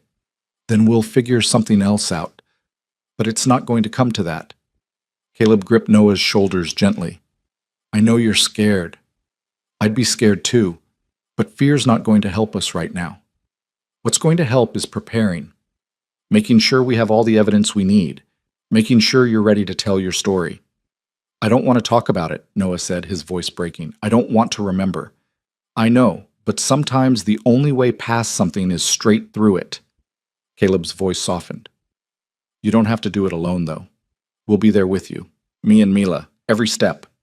Mila nodded fiercely. We'll tell the judge how brave you are, how hard you work, how you're part of our family now. Noah looked between them, and slowly some of the panic faded from his eyes. You really think we can win? I know we can, Caleb said with more confidence than he felt. But we're going to need help. Come spring, we're riding to Boulder together. We're going to find this lawyer Crawford mentioned, and we're going to build a case so strong that no judge in his right mind would send you back. What if Hackett comes before spring? He won't, not in this weather, and even if he tries, he'll have to go through me first. Caleb stood. Now, I need you to do something for me. I need you to write down everything you remember about that camp. Every detail. The work you did, the conditions, the other kids, what Hackett and his men did. Can you do that? Noah swallowed hard. It'll be a lot. That's all right. We've got time, and Mila can help you write it if the words get too hard. I can do that, Mila said solemnly. Over the following weeks, Noah worked on his account. He'd sit at the table with a pencil and paper, brow furrowed in concentration, writing in his careful, unpracticed hand. Sometimes he'd stop and stare into space, lost in memories. Sometimes tears would slide down his cheeks, and he'd have to put the pencil down until he could breathe again. Caleb never pushed, never demanded. He just made sure Noah knew he wasn't alone, that someone was there if the memories got too heavy. Mila helped by reading to Noah from her books when he needed a break, or by sitting beside him in companionable silence, her presence a reminder that the world held more than just pain and fear. And slowly, page by page, Noah's story took shape. The names of the other children, the descriptions of injuries and illnesses left untreated, the brutal punishments for minor infractions, the meals that were barely enough to keep them alive. All of it documented in a child's handwriting, stark and damning. Caleb read it one night after the children had gone to bed, and by the time he finished, his hands were shaking with rage. This wasn't just abuse. This was systematic cruelty, designed to break spirits and extract labor from the most vulnerable. And Hackett had been doing it for years, probably with the full knowledge of officials who'd been paid to look the other way. Well, that was ending now. One way or another, Caleb was going to make sure of it. February gave way to March, and the first hints of thaw began to appear. The days grew longer, the sun stronger. Icicles dripped from the cabin's eaves, and the snow began to shrink back from the trails. It would be weeks yet before the high passes were clear enough for travel, but spring was coming, and with it, the reckoning. Caleb used the time to prepare in other ways. He took inventory of their supplies and resources, calculating what they'd need to make the trip to Boulder and stay there long enough for the court proceedings. He wrote letters to old acquaintances from his days before the mountains, asking if anyone remembered him, if anyone might be willing to testify to his character. He also began teaching Noah and Mila together, not just reading and arithmetic, but history and geography and all the things a judge might ask to determine if he was providing proper education. The children took to the lessons with enthusiasm, Mila helping Noah with the harder concepts, Noah surprising them both with his quick understanding of mathematics. You've got a head for numbers, Caleb observed one afternoon, watching Noah solve a problem that should have been beyond him. The boy shrugged, embarrassed. At the camp, I used to count things. Trees, logs, days. It helped me keep track of time. Made me feel less lost. Well, it's a useful skill. Keep at it. On the first truly warm day in late March, Caleb took both children outside to begin preparing the garden plot. The ground was still half frozen, but they could clear debris and plan where things would go. As they worked, Noah suddenly stopped and looked around, really looked, taking in the mountains still capped with snow, the valley spreading green below, the endless sky. It's beautiful here, he said quietly. That it is, Caleb agreed. At the camp, I couldn't see anything but trees and mud. I forgot the world could be beautiful. Mila took his hand. You won't forget again. We won't let you. Noah smiled, easier now, more natural than those first tentative attempts. I know. That night, as Caleb was banking the fire, Noah came down from the loft. The boy had grown in the months since winter began, filling out with regular meals, gaining strength from fresh air, and good work. He looked healthier, steadier. But there was still shadow in his eyes when he spoke about the past. Caleb, can I ask you something? Always. When we go to Boulder, when we're in front of the judge, What if I freeze up? What if I can't get the words out? Caleb set down the poker and gave Noah his full attention. Then you take a breath and you try again. And if you still can't, then I'll tell them for you. The important thing isn't how you say it, it's that you show up, that you're brave enough to be there. I don't feel brave. Bravery isn't about not being scared, son. It's about being scared and doing what needs doing anyway. You've already done that. You ran from Hackett. You survived on your own until we found you. You stood up to your fear when that sheriff came. Caleb moved to sit beside Noah. You're one of the bravest people I know. Noah was quiet for a moment. What if we lose? What if the judge says I have to go back? It was the question Caleb had been dreading, because he didn't have a good answer. The law was supposed to be fair, but he'd seen too much to trust it blindly. But he couldn't let Noah see his doubt. If that happens, Caleb said carefully, then we'll have to make some hard choices. But I promise you this, I won't let them take you without a fight, and I mean that in every sense of the word. Noah's eyes went wide. You'd break the law for me? I'd do whatever it took to keep you safe, law or no law. The boy's throat worked, and when he spoke, his voice was thick with emotion. Nobody's ever done that for me before. Well, I am, and I will, for as long as you need me to. Noah threw his arms around Caleb, holding on tight, and Caleb held him back. They stayed that way for a long time, while the fire crackled and the wind whispered through the pines outside. When Noah finally pulled away, his eyes were red, but his expression was determined. I'm going to be ready. When we go to court, I'm going to tell them everything. I'm going to make sure they understand what Hackett did, what he's still doing to those other kids. That's my boy, Caleb said, and meant it with his whole heart. The next morning, Caleb woke to find the world transformed. Overnight, the temperature had surged, and the snow was melting so fast you could hear it, water rushing in streams, dripping from branches, carving new paths through the mud. Spring had arrived in earnest, which meant it was time. Pack your things, Caleb told the children over breakfast. Light as you can, 1 change of clothes each, your warmest coats. We leave for Boulder in 3 days. Mila's eyes lit up with excitement, but Noah's face went pale. 3 days? The boy whispered. The passes are clearing. If we wait much longer, the spring rains will turn the trails to soup. We need to move while we can. But what about the animals, the cabin? I'll arrange for old Marcus down in Timber Ridge to check on things while we're gone. Everything here will be fine. Caleb leaned forward. It's time, Noah. Time to make this official. Time to make sure you're really and truly ours. Noah nodded, but his hands were shaking. I'm scared. So am I, Caleb admitted. But we're doing this together. And whatever happens, we face it as a family. The word hung in the air, family. Not just a concept anymore, but a living reality. A promise that had been forged in fire and cold and fear, but had come out stronger for it. Together, Noah repeated, and this time his voice was steady. The next 3 days passed in a blur of preparation. Caleb packed supplies, checked their route, made arrangements with neighbors. Mila organized their clothes and packed her most precious belongings, her mother's Bible, a carved wooden horse Caleb had made her, and the letters Noah had written. Noah mostly stayed quiet, working through his fear by keeping his hands busy, helping wherever he could. On the evening before they were set to leave, Caleb gathered them both by the fire one last time. I want you to know, he said, looking at each of them in turn, that no matter what happens in Boulder, nothing changes between us. You're my children, both of you. That's not dependent on what some judge says or what papers we file. It's just the truth. But the papers will help, right? Mila asked anxiously. They'll help. They'll make it so nobody can question it. But with or without them, you're mine and I'm yours. Understand? They nodded, and Caleb pulled them close, one on each side. Outside, the night was mild and full of the sounds of rushing water and new growth.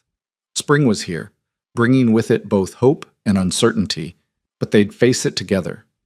The mountain man who'd learned to love again, the little girl who'd never stopped believing in goodness, and the boy who'd survived the worst the world could offer and come out the other side still capable of trust. Whatever tomorrow brought, they'd meet it as they'd met every challenge so far. As a family. They left at first light, 3 riders heading down the mountain trail under a sky so blue it hurt to look at.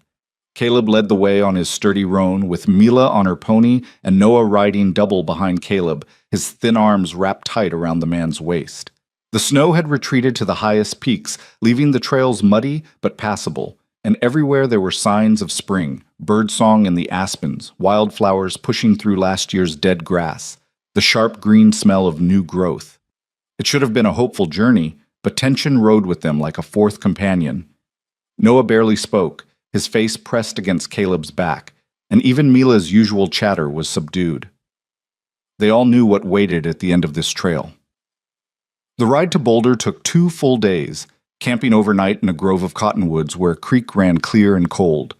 Caleb built a fire and made a simple supper while the children spread their bedrolls. Noah moved mechanically, his mind clearly elsewhere, and when Mila tried to engage him in conversation, his responses were distant, distracted. That night, after Mila had fallen asleep, Caleb found Noah sitting by the dying fire, staring into the coals. "Can't sleep?" Caleb asked, settling beside him. "Keep thinking about tomorrow, about what comes after. We're not going to court tomorrow. First, we need to find that lawyer Crawford mentioned, get our case in order. Could be weeks before we see a judge. But it's coming, and when it does..." Noah's voice trailed off. "When it does, we'll be ready. You've got your written testimony. I've got witnesses who'll speak to your condition when we found you. We've got Sheriff Crawford on our side. That's more than most people have." Noah poked at the fire with a stick, sending sparks spiraling into the darkness. What if it's not enough? What if Hackett's got better lawyers, better papers, better lies? Then we tell the truth louder than he tells his lies. Caleb put a hand on the boy's shoulder. "I know you're scared. But Noah, you're not alone anymore. You need to let that sink in. Whatever happens, you've got people fighting for you now." The boy's eyes glistened in the firelight. "I just keep thinking about the other kids. The ones still at that camp. If we lose, I go back to that. But even if we win, they're still there, still suffering." Caleb was quiet for a long moment. The thought had occurred to him too, kept him awake more than one night. "One battle at a time, son. First we make sure you're safe and legal. Then maybe we can do something about the rest." "You mean that?" "I don't say things I don't mean." Noah nodded slowly, some of the tension leaving his shoulders. "Thank you for all of this. I know I keep saying it, but I know. Now get some sleep. Long day tomorrow." They reached Boulder late the following afternoon, riding in through streets that were half mud, half dust, crowded with wagons and people taking advantage of the good weather. The town had grown since Caleb's last visit 7 years ago. New buildings, new businesses, the raw energy of a place still figuring out what it wanted to be. Caleb found them rooms at a modest boarding house run by a woman named Mrs. Fletcher, who took one look at the children and immediately insisted on feeding them before anything else. Over plates of roast chicken and potatoes, she chattered about the town, the weather, the scandals and gossip, barely pausing for breath. Mila perked up under the attention, but Noah remained quiet, picking at his food. The next morning, Caleb left the children with Mrs. Fletcher and went looking for Daniel Webster. He found the lawyer's office on a side street near the courthouse, a tidy brick building with the man's name painted on a shingle out front. The man who greeted Caleb was younger than expected, maybe 40, with sharp eyes behind wire-rimmed spectacles and ink stains on his fingers. He listened without interrupting while Caleb explained the situation, and when Caleb finished, Webster leaned back in his chair and steepled his fingers. "Sheriff Crawford sent you, you said." "That's right. Tom's a good man. If he thinks you've got a case, that carries weight." Webster pulled out a ledger and made a few notes. "But I need to be straight with you, Mr. Rowan. This won't be easy. Hackett's got connections in Helena, and labor camps like his operate in a legal gray area. Technically, if he's got guardianship papers, even fraudulent ones, the burden of proof falls on us to show they're invalid. Valid. We can prove it. Noah was abandoned. Nobody appointed Hackett as guardian. He just claimed the boy. Can you prove the abandonment? Were there witnesses?" Caleb's stomach sank. "No. Just me finding him at the market." Webster made another note. "That's going to be a problem. Without documentation or witnesses, it's your word against Hackett's. And if he produces papers from a magistrate, then what do we do? We focus on the abuse, the conditions at the camp, the testimony of the boy himself. If we can convince the judge that returning Noah to Hackett's custody would endanger his life and welfare, we might be able to void the guardianship on those grounds." Webster looked up. "But I'll need details. Everything. And the boy will have to testify." "He's ready." Is he? Because Hackett's lawyer will tear into him. They'll try to make him out as a liar, a thief, an ungrateful runaway. They'll question every detail, every memory. It'll be brutal. Caleb's jaw tightened. He's tougher than he looks. He'll need to be. Webster stood and extended his hand. Bring him by tomorrow. I'll need to interview him, prepare him for what's coming. In the meantime, I'll start filing the paperwork for your custody petition. We'll need character witnesses for you as well, people who can testify that you're fit to be a guardian. I'll arrange it. They shook hands, and Caleb left with a knot of worry in his gut. This was going to be harder than he'd hoped, but he'd known that from the start. Nothing worth having ever came easy. The next week passed in a blur of preparation. Webster interviewed Noah for hours, going over every detail of his time at Hackett's camp, preparing him for the kinds of questions the opposition would ask. The boy held up better than Caleb expected, answering with quiet determination even when the memories clearly hurt. Caleb tracked down old friends from his days before the mountains, a rancher he'd worked for, a shopkeeper who remembered him, the minister who'd married him and Sarah. One by one, they agreed to testify on his behalf, speaking to his character and his fitness as a father. Mila helped by keeping Noah's spirits up, dragging him to explore the town between meetings, showing him things he'd never seen, a general store with penny candy, a library with more books than either of them could count, a park where children played without fear. Slowly, Noah began to relax, to remember that the world held more than just pain. But the shadow of the coming trial hung over everything. The court date was set for early May, giving them 3 weeks to prepare. Webster worked tirelessly, building their case, anticipating every argument Hackett's lawyer might make. And when word reached them that Hackett had indeed hired a lawyer, a slick, expensive attorney from Helena named Morrison, the stakes became even clearer. This Morrison is good, Webster told Caleb one afternoon. He's gotten labor camp operators off before, knows how to manipulate the law, how to make abuse sound like discipline, exploitation sound like opportunity. Can you beat him? I can try. But Rowan, you need to prepare yourself for the possibility that we might lose. The law isn't always just. Then we don't lose, Webster smiled grimly. I like your confidence. Let's hope the judge shares it. The night before the trial, Caleb couldn't sleep. He sat in the small room at Mrs. Fletcher's boarding house, listening to the children breathe in the next room, and thought about everything that had led to this moment. The question Mila had asked at a winter market, the decision to help a boy nobody else wanted, the slow transformation from 3 strangers into something that felt like family. If they lost tomorrow, all of it would be torn apart. He must have dozed eventually, because he woke to gray dawn light and the sound of Mila moving in the next room. When he emerged, both children were already dressed, Noah in the only good clothes they'd been able to find for him. Trousers that were almost the right length, a shirt that was only slightly too big, a jacket borrowed from one of Mrs. Fletcher's departed sons. You look presentable, Caleb said, and Noah managed a weak smile. They ate breakfast in silence, then walked together through the mud-slicked streets to the courthouse. It was an imposing building of red brick and white columns, and Caleb felt Noah's hand slip into his as they climbed the steps. It's going to be all right, Caleb said quietly. You don't know that. No, but I believe it, and sometimes that's enough. The courtroom was smaller than Caleb expected. Wooden benches, a judge's bench at the front, windows letting in morning light that did nothing to warm the space. Webster was already there, organizing papers, and on the other side of the room sat Hackett with his lawyer Morrison, a thin man in an expensive suit who looked at Noah like he was livestock being evaluated. Hackett himself hadn't changed, same thick neck, same hard eyes. When he saw Noah, he smiled, and it made Caleb's blood run cold. All rise for the Honorable Judge Samuel Clayton, the bailiff announced.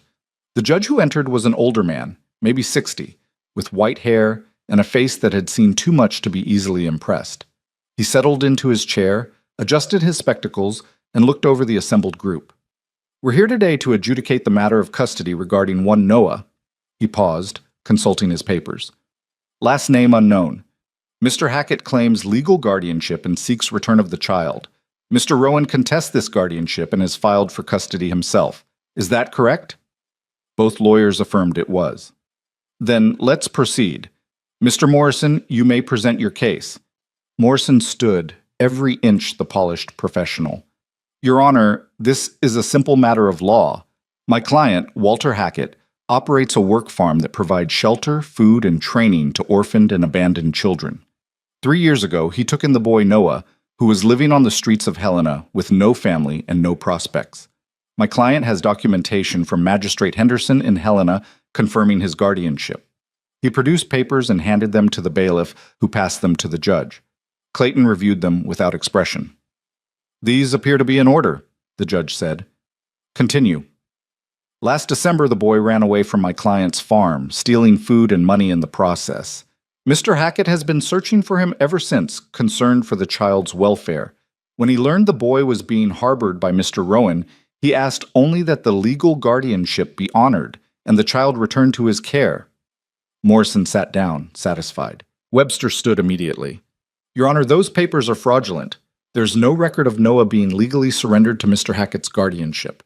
The boy was simply taken off the streets and put to work, along with numerous other children, in what amounts to a labor camp operating under the guise of charity." "That's a serious accusation, Mr. Webster. Can you prove it?" "I can, Your Honor, and I can prove that the conditions at this camp constitute abuse and endangerment. I'd like to call Noah to testify." The judge nodded. "Proceed." Noah stood on shaking legs and walked to the witness chair. The bailiff administered the oath, and Noah's voice was barely audible as he promised to tell the truth. Caleb watched the boy's face go pale, saw his hands grip the arms of the chair. Webster approached gently. "Noah, can you tell the court how old you are?" "8, sir, maybe 9. I don't know exactly."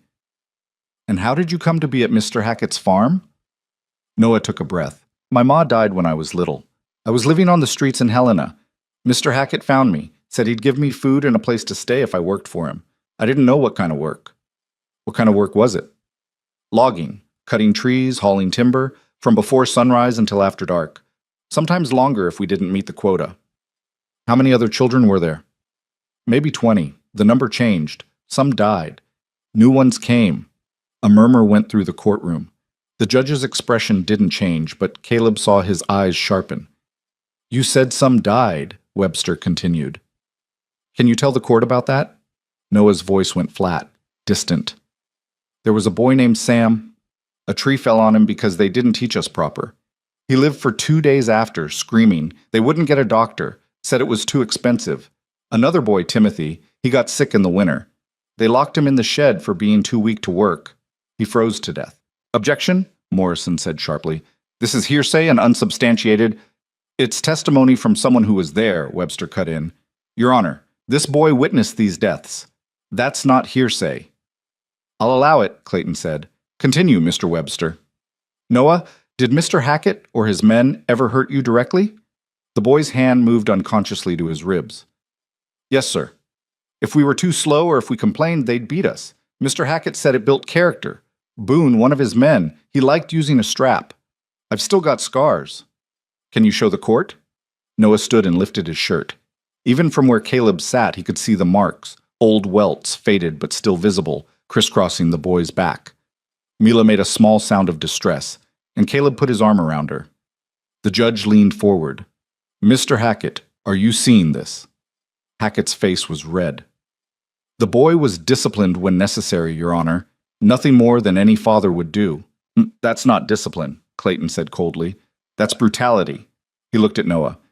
"You may sit, son. Mr. Webster, proceed." Webster spent the next hour taking Noah through his testimony, the starvation rations, the dangerous working conditions, the complete lack of medical care or education. Noah's voice grew stronger as he spoke, like telling the truth was giving him power. Then it was Morrison's turn to cross-examine. "Noah," the lawyer said, his voice smooth as oil, "you say you were beaten, but isn't it true that you were often disobedient, that you refused to work?" "No, sir. I worked every day." "But you ran away. That's disobedient, isn't it?" "I ran because I was going to die there." "Or perhaps you ran because you wanted an easier life? Because you're lazy?" "Objection," Webster said. "Counsel is badgering the witness." "Sustained. Mr. Morrison, stick to questions." Morrison changed tactics. "You claim you stole nothing when you left. But Mr. Hackett has documented that food and supplies went missing the night you disappeared."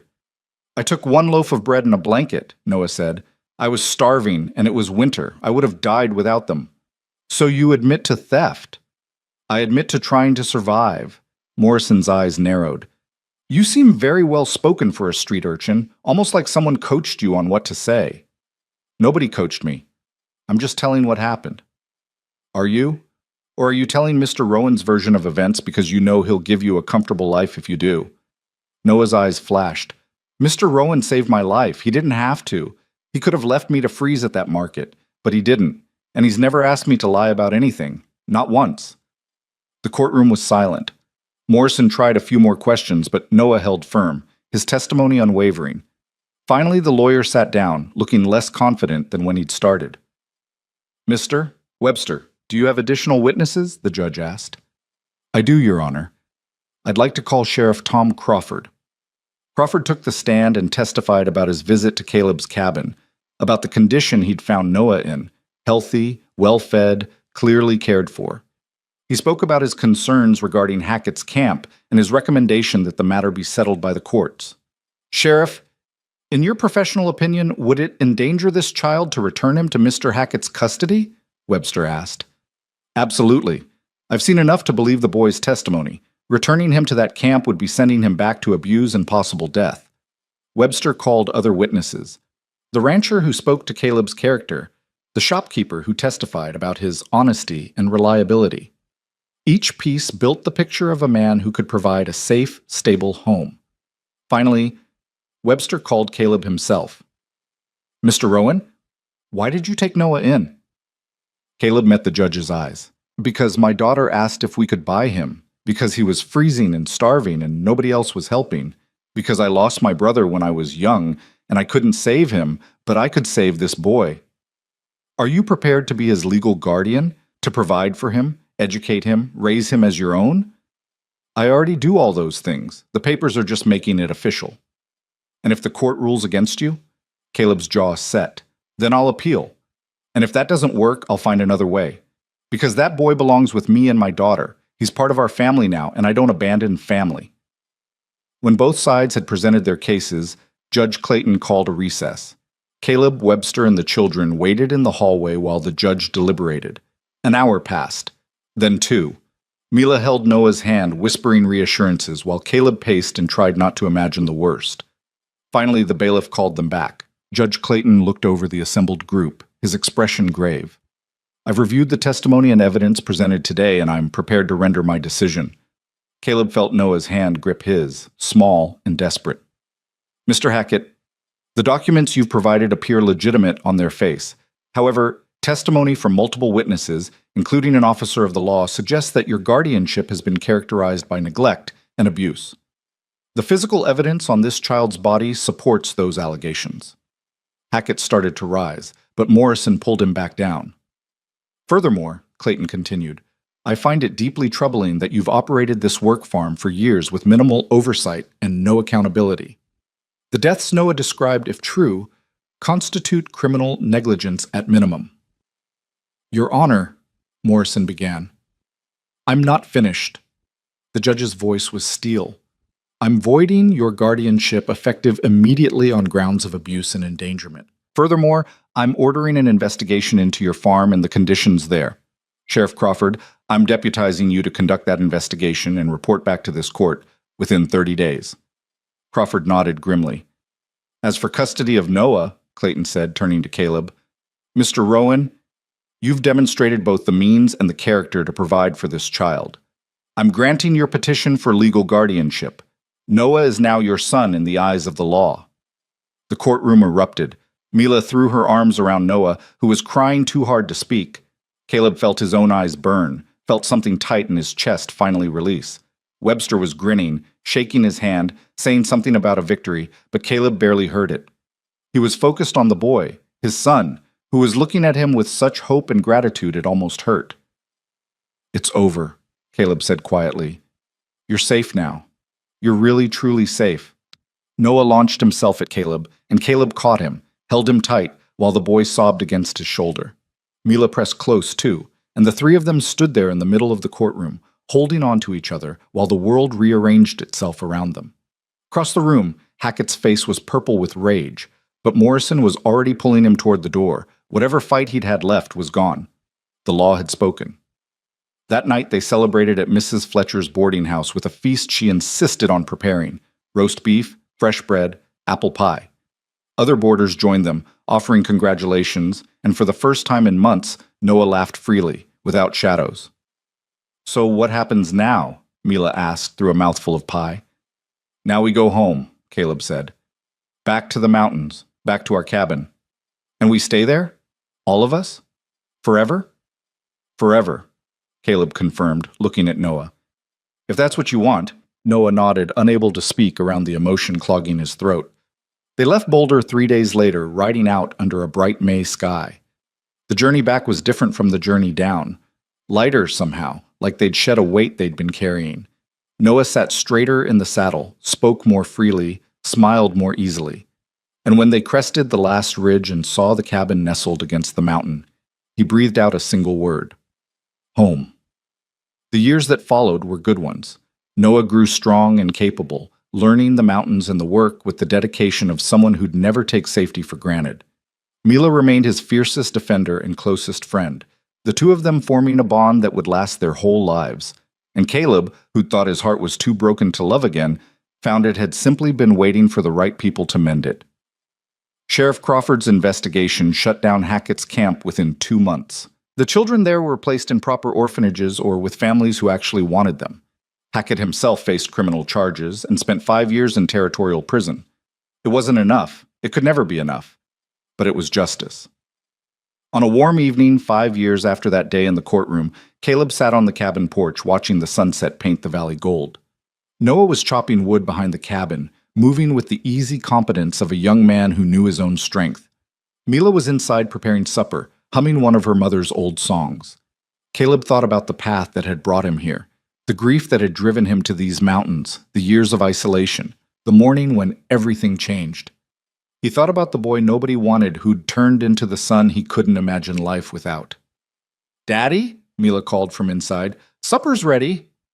"Coming, sweetheart." Caleb stood, his body protesting the movement the way it did more often now that he was pushing 50. But it was a good kind of ache, the kind that came from honest work and honest living. Noah came around the corner, arms loaded with firewood, face flushed from exertion. "Need help bringing anything in?" "Just yourself. Come on." They gathered around the table, the three of them, and shared the meal Mila had prepared. The conversation flowed easy, talk of the day's work, plans for tomorrow, the kind of ordinary moments that made up a life. And when they were finished, when the dishes were cleared and the fire banked for the night, they sat together in the fading light and simply existed in each other's presence. "Thank you," Noah said suddenly, breaking the comfortable silence. "For what?" Caleb asked. "For choosing me. For fighting for me. For making me part of this." Caleb looked at his son. Because that's what Noah was now, in every way that mattered, and smiled. "We didn't make you part of this, son. You were always part of it. We just had to find you first." Noah smiled back, and in his eyes, Caleb saw none of the fear and emptiness that had been there that winter day at the market. Instead, he saw peace, belonging, home. Outside, the mountains stood eternal against the darkening sky. The wind moved through the pines with a sound like breathing. And inside the cabin, 3 people who'd found each other against all odds settled in for another night together, grateful for the warmth and the safety and the love that had rebuilt what the world had broken. They'd started as strangers. They'd become a family. And that, Caleb thought, was the truest kind of miracle there was.